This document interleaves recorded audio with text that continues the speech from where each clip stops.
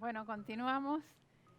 Perdón por la interrupción, pero hay algunos temas técnicos entre panel y panel. Ahora les quiero presentar a mi querido amigo Luca Belli, que es profesor de Gobernanza de Internet y Regulaciones en la Fundación Getulio Vargas, la famosa FGV, la Escuela de Derecho en Brasil. Luca, además de ser un gran amigo, fue nuestro host de la escuela en el año 2017, que lo organizamos en el precioso auditorio de la FGV, diseñado por el arquitecto Niemeyer, enfrente a la playa de Botafogo.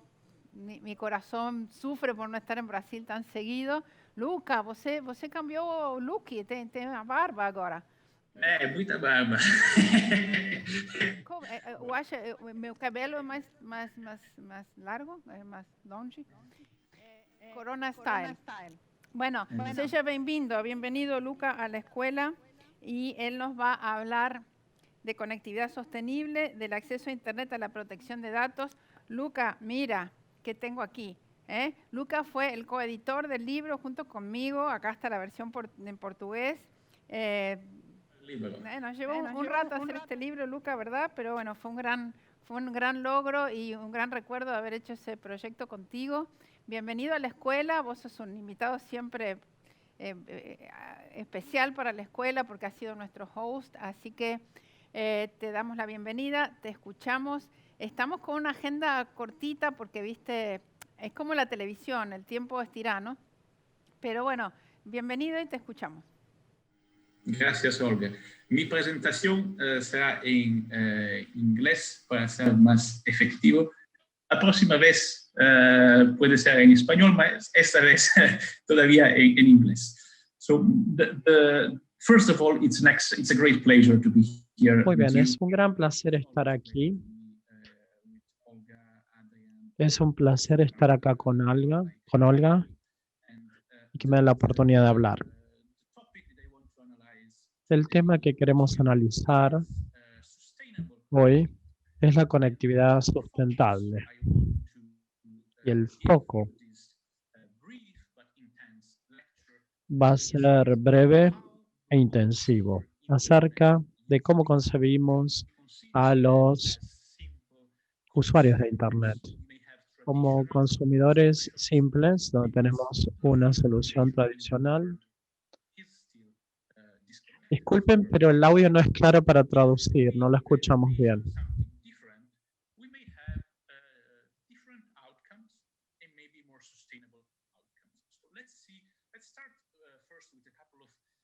Remarks on what I want to analyze with you today.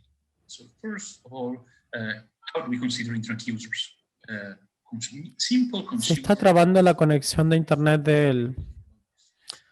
Then how in the Internet openness and sustainable connectivity debate do we insert the debate on net neutrality, zero rating modules, and what I call the scramble for data, which is this quite recent phenomenon insisting on collecting and hoovering personal data of everyone. And what alternative strategies do we have if we want to have a more sustainable way of connecting the unconnected? Of course, the majority of the elements that I will mention today are in the super book that Olga and I co-edited, that you find on the SSIG website. Also in this article on zero rating and the militarization of the internet. I will, after the presentation, I will share with Olga and I will tweet all the resources so everything will be available online. Also, if you check this website, comconnectivity.org, you will find a lot of information about community networks, which will be the last part of my presentation of today. And if you want to focus even more on community networks in Latin America, there is this very interesting report that I quoted for ISOC exactly on community networks in Latin America and what kind of policies and solutions could be utilized to facilitate it. So preliminary considerations, first of all, something that I think you have already discussed over the past couple of days is that the internet actually is a general purpose network. So it has been created to allow anyone doing any or creating anything he or she wants. So the purpose of the internet is not like in traditional networks, like the telephone network, the broadcasting network, where the purpose was predefined by the operator. It is the user that defines how he or she wants to utilize the internet. And this is the reason why internet users are prosumers. So they are also producers. Potential, everyone here is a potential producer of applications, of services, content, and therefore it is better to qualify internet users as, is more correct to qualify them as prosumers, a term created by Alvin Toffler in the 80s, rather than mere consumers. Now, I think there is, the fundamental feature of prosumers is that they can freely not only access, but also share and create any content, any apps. When I'm speaking about freely access and share, I'm using free as in free speech, so unrestricted, not as in free booze, so someone else is paying the bill. Meaning that if you are not, the internet has been created to allow anyone here, anyone connected, to easily access and share anything. So what is the corollary of this? Chicos, estamos explicando por el chat que no podemos traducir con este audio. Lamentablemente, la conexión de Luca se está trabando y se corta cada 3 palabras. ¿Ok? Entonces, cuando él se acerque al router o mejore la conectividad, con gusto renovamos la traducción, pero no podemos traducir cada 4 palabras, algo que no entendemos.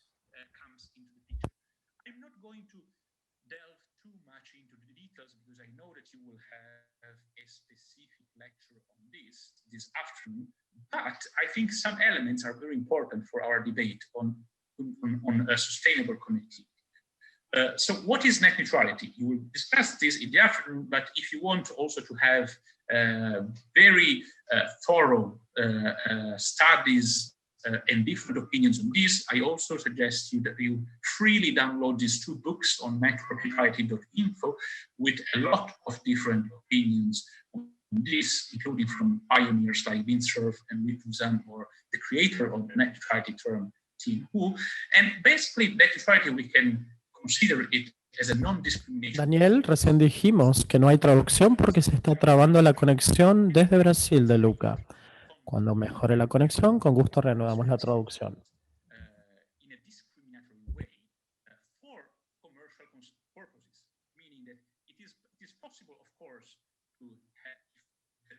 Technical feature of a specific application require a specific treatment, for instance, a better quality for video. Of course, that is considered as something possible by every net neutrality specialist. What is not possible is to block the competitor and favor your commercial partner, because that is discrimination based on commercial considerations. And this is pretty much the core tenet of the first decade of net neutrality. Discriminatory traffic management, where some operators with market power typically decided to block or downgrade competitors to favor commercial partners. Typical examples is that now is pretty much a vintage example is the blocking of Skype. Voice over IP was disrupting services. It was disrupting indeed the core business operators, voice calls, and many operators, those that are a little bit older amongst the crowd will recall that many mobile operators were blocking Skype in the 2010, 2012, until net neutrality laws arrived. Another very common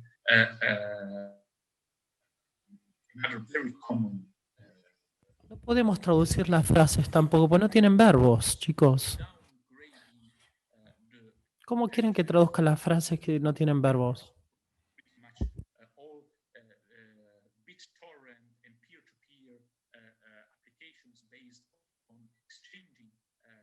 Videos were throttled in the early 2010s, and favor the operators, commercial partners, typically video streaming services that were vertically integrated with the operators. This is also something that was not only considered as anti-competitive, but also contrary to fundamental human rights, fundamental freedom to seek, impart, and receive information and ideas, is a core element of our fundamental right architecture. That is an element that I stressed 7 years ago, actually, in a report for the Council of Europe, where I highlighted exactly that net neutrality was essential, instrumental for the full enjoyment of fundamental right to freedom of expression. The debate that followed up on this consideration led to the adoption of net neutrality provisions in all the light blue countries that you see here, around 50 countries in the world. But actually, the second chapter of the net neutrality saga is what I think the most interesting, because the core of the net neutrality debate, of the digital economy debate over the past decade, has been what I call the scramble for data. The scramble for data, it's a way of rephrasing the notorious term, the scramble for Africa, where European colonizers in the 19th century were scrambling to put their hand on resources in colonized countries. Well, there are many corporations that over the past decade, and even more right now, are scrambling to put their hand on the most valuable resource we have now, which is data, personal data, basically. This is something that was already very visible some years ago when Cisco already was foreseeing a focus shift towards mobile internet. Actually, the forecast of Cisco in 2016 was that by 2020, by this year, 2/3 of the total internet traffic would have been mobile. And this is why zero rating models come into the picture, meaning they are basically the commercial models based on price discrimination, where some specific applications and services are provided for free, are sponsored when, especially in developing countries, where people have limited financial resources, and therefore having a free application is considered as something extremely meaningful. And also where people have very limited data allowance because tariffs are extremely expensive. Now, the two essential elements of zero rating models are limited selection of sponsored, subsidized apps is available, but also a limited amount of data allowance is available. So very limited amount of gigabyte per month is available. Therefore, having sponsored services, sponsored apps is particularly interesting. Now, the first consideration is that actually they are not really sponsored. Well, they are sponsored, but they are not really free, let's say, because they are, of course, not paid with money, but paid with personal data and what could be done out of personal data. And that is exactly what I call the scramble for data. It's a new form of digital colonialism, where people, and especially people in developing countries, are turned into data wells that could be drilled at infinitum and extract data, the most valuable resource we currently have, to being processed typically elsewhere, and therefore produce revenue elsewhere.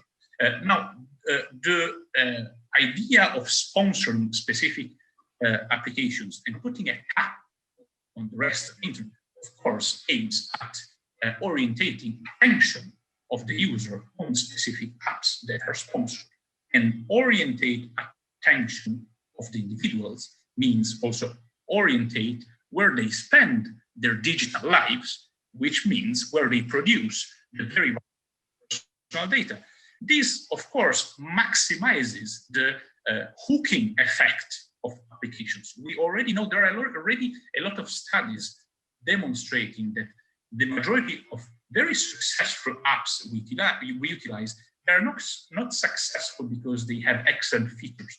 They're successful because they are excellent at hooking us, are attracting our attention and becoming almost addictive. There is very much a very useful reading by Nir Eyal on how to create habit-forming products that precisely explain this. And this is something that was published 5 or 4 years ago. So it's something already quite well known. And the very interesting demonstration of this is actually Brazil. In Brazil, there is actually almost 3/4 of the population that uses prepaid offerings, including zero rating. And 95% almost of the population primarily utilizes the internet for messaging apps, which incidentally are almost the only applications that are sponsored, are zero rated by all internet access providers. So if you only have, let's say, Facebook, WhatsApp, and Twitter as a free application, you may say that is a chicken or egg question. People use only social network because they love social network, or because they are the only thing available. But it's not really like that, because actually there are other social networks. For instance, Signal is exactly the same source code of WhatsApp, but it is not owned by Facebook and does not collect metadata of all users. Signal is an excellent product, but is not really utilized. Why? Because if you want to use this app, you have to consume your data allowance, you have to pay with money. Whereas if you use a social network that is zero rated, you don't pay with your money, you pay with your data. People don't realize how valuable are their data. And governments are only now starting to understand how valuable are personal data of their population, and also not only economically, but geostrategically, and also in terms of an incentive for the local national digital ecosystem, the local digital market. If there are only a couple of applications that are for free, you actually subject innovation and market success to the fact that you are a sponsored application, not to the quality of your service. And this actually also creates a gatekeeping effect on how information and innovation can circulate in a specific country, in a specific market, because again, if only a very limited selection of applications are sponsored for free and the rest has to be paid, those applications are those where all information or misinformation will easily circulate and be controlled. And this is precisely why only a couple of weeks ago, the Court of Justice of the European Union basically stated what is in that article that I mentioned at the very beginning of the presentation, which is that the use of zero rating models is liable to limit the exercise of end user right, may limit end user's right, and the greater the number of customers, including such agreements, mean the most dominant are those services, the more likely it is that, given the scale, these agreements, this model will result in legitimately limiting the exercise of fundamental right. And you may also wonder at this point, who is the main beneficiary of all these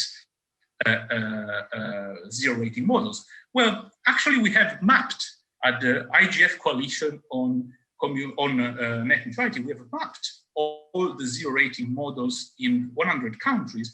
And in 98 out of 100 countries where zero rating models are available, well, at least one of the Facebook group applications is zero rated, if not more. Now, this means that actually in all those countries, data of users are gathered by a unique group, which is not really excellent in terms of competition, and not even in terms of digital sovereignty. It is also an argument that is very much debated lately. But what is quite scary is that all the red countries you see in the map are also countries that do not have or are where data protection is not really in place yet. So either they do not have regulation on data protection, or it is not in place or enforced yet, which means that troves of personal data are collected and utilized for basically whatever purpose the biggest bidder can decide, because there is no regulation impeding. So that means that actually this connection between internet access on one hand and data protection on the other hand, that were two distinct topics until a couple of hours ago, is becoming increasingly intimate, because internet access or access to specific services is already paid with data protection in an incredible number of countries. And it actually confirms a survey made by Quartz some years ago, in 2015, where in several developing countries, a respondent of the service thought that Facebook was the internet because it was the only thing that they could access. And what is the perversion of this? That actually this kind of model transforms active internet users into passive consumers of predefined apps. So precisely the opposite of the philosophy that was chosen by the initial architects of the internet. And of course, as I was mentioning, it's also quite risky in terms of digital sovereignty, because rather than having your national champions thriving, you have only already dominant, as usually are foreign corporations thriving. That is the reason why India decided to ban zero rating models in 2016. And the result is actually extremely interesting. We have analyzed this also at the Cyber BRICS project that I coordinate, that analyzes digital policies in the BRICS, so Brazil, Russia, India, China, and South Africa. And my colleague Ricky Parshir shared this analysis a couple of weeks ago. Actually, since the ban of zero rating in India, the number of subscribers doubled, the number of the data consumption is increased almost 50-fold, and the price of the gigabyte decreased of more than 95%. Why? Because if you cannot offer specific services for free to attract consumers, you will have to offer anything, everything for a reduced price. Now, just to finalize my presentation, is there any other alternative strategy that may be considered sustainable, not only in terms of reducing the cost, but also in terms of empowering the users? Well, of course there is, and I would like to dedicate the last couple of minutes to community networks, which is an incredibly interesting model that has been experimented over the past 20 years and become extremely popular over the past couple of years. They are crowdsourced distributed networks that are built, utilized, and managed by the community that creates them and utilizes them as commons. So they are managed in a democratic fashion by those who create them. Usually they are NGOs, but could also be local entrepreneurs or public administrations. Here you have some of the most renowned examples. Altermundi is an organization very well known in Argentina, the Digital Empowerment Foundation, very well known in India, and a lot of others. Gifinet has more than 120,000 nodes in Catalonia. So very successful examples. And what is very interesting, and I'm finalizing with this, is that this kind of model is exactly the opposite as sponsoring only a couple of applications. It's actually empowering the individual so that individuals understand the power of the internet and create the internet, build the internet themselves, they share knowledge and innovation, and the positive externalities of community networks is not only circulation of expression of knowledge, but also capacity building, permissionless innovation, because people, new community networks member, they build the internet, they build application on a decentralized basis,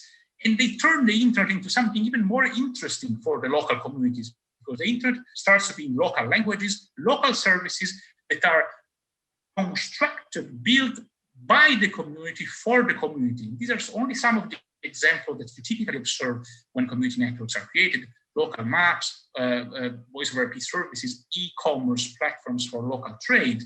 And the local community, therefore, self-determine itself. That is why I call this phenomenon network self-determination. Is the right to free development of network infrastructure. The community freely associate to define in a democratic fashion the design, the development, the management of the network infrastructure, of the access infrastructure as a common good, in order to freely seek, impart, and receive information and innovation. The community, the local community, rather than being a digital outcast, rather than being disconnected, self-determine itself. If you want to know more, I'm also adding here this reference. This website, conconnectivity.org, has a lot of studies, not only on how community networks work, but on how you can build one. And to finalize, I would say, what can be done to facilitate these initiatives? Well, there are a lot of policies that also you find in these studies that could be useful for regulators. I know that some regulators are here hearing us, so please check these resources to have good example of how to create legal definitions of community networks, how to simplify licensing or equipment approval. I've heard we have been speaking about spectrum and how spectrum sharing policies could be very useful for community networks, tax exemptions, a lot of elements that could be very useful and that actually have already been integrated by some regulators, also in Latin America. Anatel in Brazil already created simplified license for all kind of micro or small ISPs, including community networks, and actually utilizes the community network manual that I was mentioning before as a manual to provide guidance to people willing to create a community network. In Argentina, ENACOM also created a resolution on community networks, so turning them into something legal. Well, to conclude, I would say that of course, they are not a silver bullet, because to bring everyone online, we need an ample spectrum of policies, but there is nothing to lose from allowing people to build the internet themselves, to be the protagonist of their digital future and to try to making this future sustainable. Thank you very much for your attention, and please feel free to share any questions you may have. Oi, Luca. Muy interesante. Tenemos algunos comentarios acá de la audiencia. Quiero decirle a la audiencia que hubo problemas con la traducción al español porque el audio no era tan bueno. Lo vamos a traducir después porque había mucho pedido y mucho interés por la presentación de Luca, que yo les doy fe que investiga este tema de una manera muy profunda y muy exhaustiva, como todo lo que hace él. Acá Soledad Mañone te dice que la presentación es muy buena y que tiene un proyecto sobre Mesh Networks y te lo va a mandar al FGB. Así que si querés yo hago el link. Ella dice que sería interesante enviártelo para que lo veas. Nos pidieron la presentación. Si nos das el ok la podemos compartir. No sé si después me la mandás a mí. Y fantástico, muy lindo, todo el mundo dice que es muy lindo. Lamentablemente no tenemos mucho más tiempo, es un tema que yo sé que te apasiona y hace muchos años trabajas el tema de neutralidad de la red, manejaste la coalición dentro del IGF, creo que eso existe todavía, ese espacio de neutralidad. Y hoy tenemos también otra charla de neutralidad después del almuerzo con dos especialistas que vienen del área tecnológica, así que quizás te podés sumar y escucharla. Lamentablemente, Luca, te tengo que dar las gracias y no me puedo quedar más tiempo contigo. Te agradezco muchísimo. Espero que las crianzas estén bien y creciendo sanas y que estén todos bien allá. Sí, siempre bien las crianzas.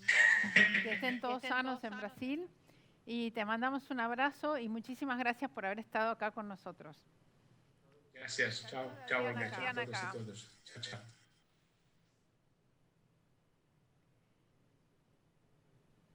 Hacemos una breve pausa y ya seguimos con el panel de ICANN.